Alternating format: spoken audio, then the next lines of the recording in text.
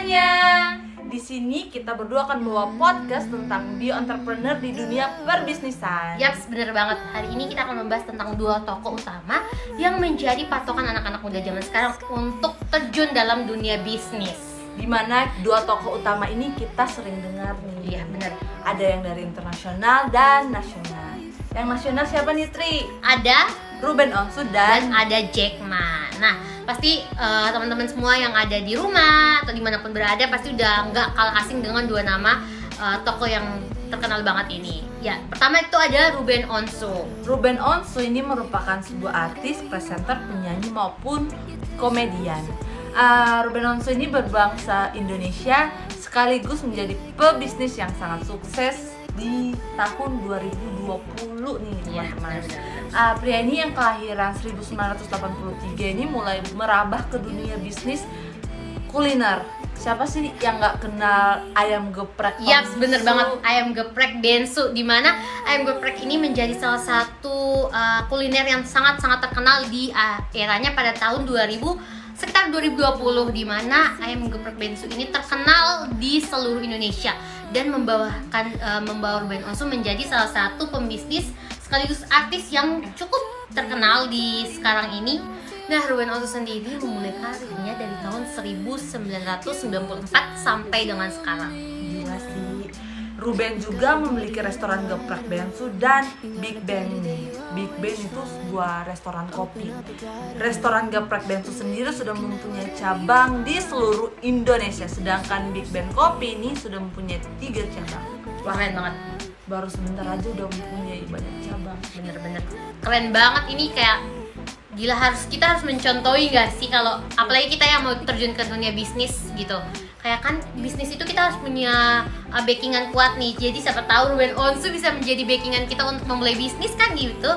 Terus kini siapa sangka di balik kesuksesannya Ruben sendiri punya cerita yang agak mengharukan gak sih? Kayak perjalanan dia selama ini untuk menuju kesuksesannya dia itu ternyata panjang banget teman-teman. Jadi Ruben Onsu ini pernah bekerja sebagai petugas kebersihan di area parkir hotel berbintang di Jakarta selama kurang lebih dari 2 tahun nih. Pada saat itu hidupnya sungguh jauh dari kemewahan, mengingat pendapat sebagai seorang petugas kebersihan tidaklah besar teman-teman. Meskipun upah yang diterima serba berkecukupan, rasa tidak putus asa dan terus berusaha dengan segenap jerih payah demi kelangsungan hidupnya nih. Bagi Ruben Onsu juga yang terpenting saat itu adalah mendapatkan pekerjaan yang halal. Dia tetap semangat ya untuk menjalani hidupnya, untuk berkarya. Dan juga dengar-dengar teman-teman, Ruben Onsu itu pernah masuk dalam sanggar seni. Pada awalnya Ruben Onsu sering mengantar adiknya nih ke sanggar seni yang bernama Ananda yang dipunyai oleh Aditya Gumai. Pada awalnya nih hanya adiknya lah yang belajar di sanggar seni. Karena orang tua Ruben hanya mampu membiayai adiknya, namun Aditya Gumai melihat potensi dari Ruben Onsu, sehingga dia mengajak Ruben Onsu untuk bergabung bersama-sama dengan sanggar seni itu.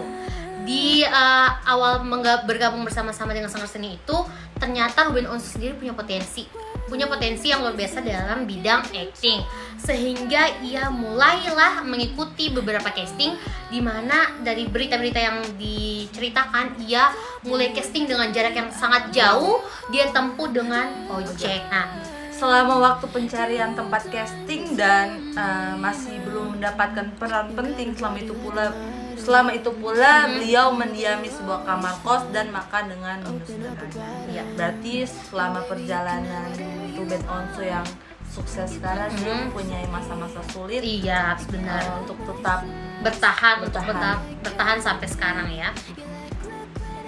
Kemudian dia mulai berkembang dari televisi 1 ke televisi 1, mulai melakoni dunia acting, kemudian ada komedian juga. Siapa sih yang nggak tahu Ruben Onsu sebagai presenter terkenal nggak sih? Di mana-mana di acara TV manapun sekarang udah ada Ruben Onsu. Nah, dari cerita Ruben Onsu ini kayak ada satu quotes yang mengingatkan aku mengenai sekali dalam hidupmu cobalah dan bekerja keras dalam suatu hal.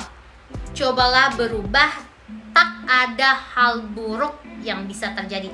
Quotes ini aku kutip dari salah satu pembisnis terkenal juga, kancah internasional. Siapa lagi kalau bukan Jack Ma. Nah, Jack Ma sendiri ini merupakan seorang pembisnis dari kebangsaan Tiongkok ya. Dia dari Tiongkok, dari negeri seberang. Ada nih banyak kisah dari Jack Ma yang menginspiratif sehingga ia menjadi salah satu tokoh pembisnis yang menjadi patokan anak-anak muda zaman sekarang. Tahu gak sih, teman-teman harus tahu banget, Jack Ma ini mempunyai 22 miliar US dollar kekayaannya dia. Wah, lu kalau dikasih 22 miliar itu US dollar tuh ngapain aja gak sih? Kayak hidup tuh bebas banget, gak usah kerja, gak usah kuliah, gak kayak kita sekarang gak sih?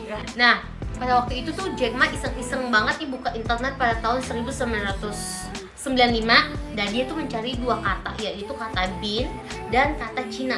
Tapi karena dia nggak mendapatkannya itu, jadi dia penasaran nih.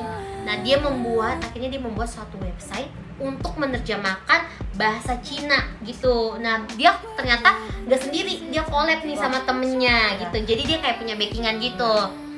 Nah, dalam waktu selang beberapa jam aja, ternyata hal ini membawa hal positif. Tahu nggak sih? Iya, respon baik dari banyak pengguna internet, yaitu dia mendapatkan surat elektronik atau email, dan saat itu cukup membantunya dalam membangun situs tersebut. Kemudian dari kejadian itulah yang membuat ia menjadi memicu untuk membangun Alibaba Group. Nah, 4 tahun kemudian dari perjalanannya Jack Ma ini, Alibaba merupakan retail online terbesar di Cina. Terbesar nggak tuh? Dan berada di posisi kedua dunia setelah Walmart. Iya, benar sekali. Dia bahkan mewakili karirnya hanya sebagai guru bahasa Inggris, tapi tanpa dengan usaha kerasnya dia, akhirnya dia menjadi seorang pembisnis yang terkenal. Sukses banget. Terus dia bisa menjadi toko atau acuan anak-anak muda untuk membuat bisnis ya. Jadi kayak jangan pantang menyerah, enggak sih ya. Dari ceritanya yang begitu panjang aja, dari segala jatuh bangunnya dia, kerja kerasnya dia, kesabarannya dia gitu kan. Dia sangat berusaha. Iya. Untuk mempertahankan kehidupan. Nah, jadi Alibaba ini merupakan tempat pertama yang menghubungkan para eksportir Cina dengan para pembelinya yang ada di luar Cina gitu, di luar negeri lah.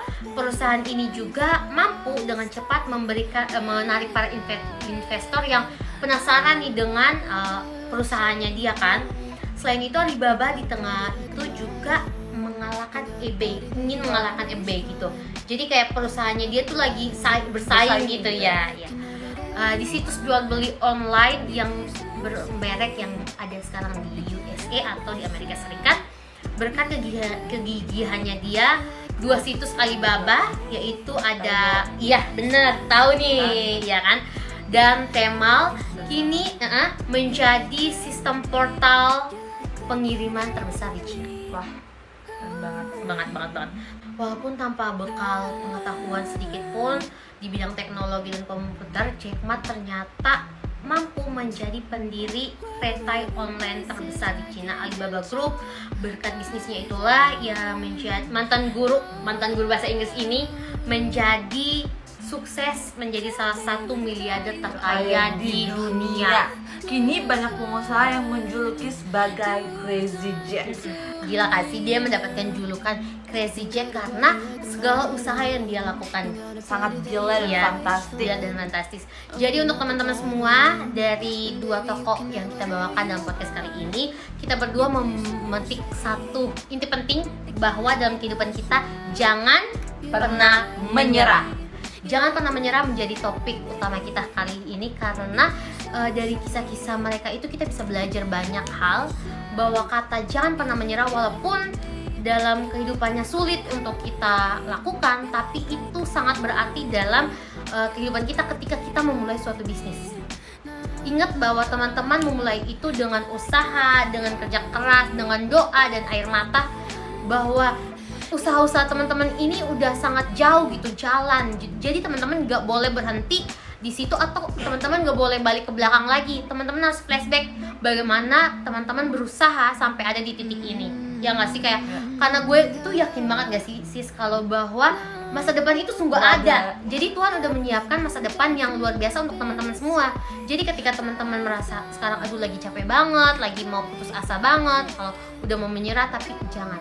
Jadi jangan pernah menyerah, ini menjadi topik kita di podcast Kali ini. Iya, karena kayak susah banget gitu untuk menerapkan jangan pernah menyerah. Karena jujur kita juga kalau banyak tugas, banyak pekerjaan kayak ya udah mau nyerah banget, tapi kita berpikir lagi bahwa kita udah sampai titik ini nih, udah sejauh ini. Jadi untuk teman-teman semua yang ada di rumah, yang lagi nonton ini podcast kami berdua, ingat untuk jangan selalu menyerah, karena janji Tuhan ya dan amin untuk teman-teman semua. Dan kami berdua pamit undur diri.